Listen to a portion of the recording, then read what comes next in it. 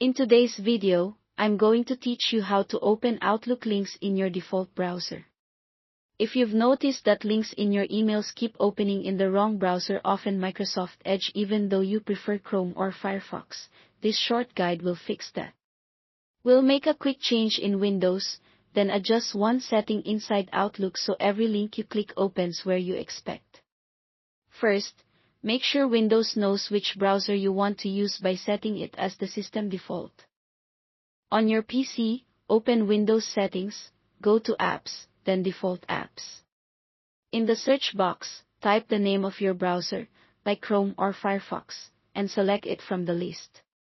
Click Set Default to make it the default for web links and related file types. This ensures that when an app asks Windows to open a web page, Windows sends it to the browser you prefer.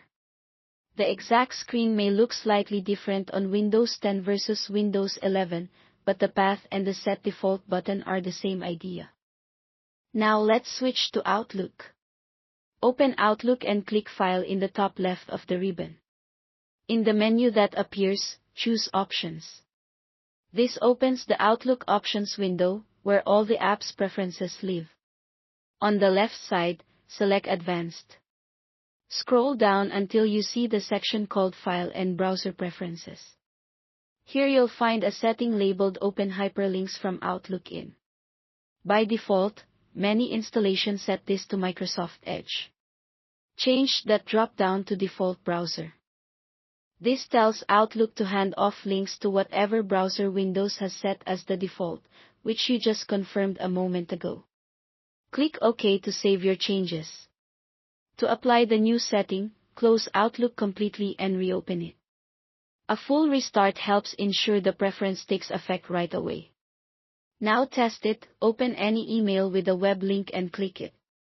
It should launch in your chosen default browser. This change affects links across your mailbox, including messages and calendar items, and keeps your browsing consistent. If you don't see the option in Outlook, make sure you're running a reasonably up-to-date version of Outlook for Windows, and check whether your device is managed by an organization that enforces browser policies. Also remember that the default browser choice follows whatever you set in Windows, so if you ever switch your system default, Outlook will follow automatically without further tweaks. That's all there is to it. Thanks for watching.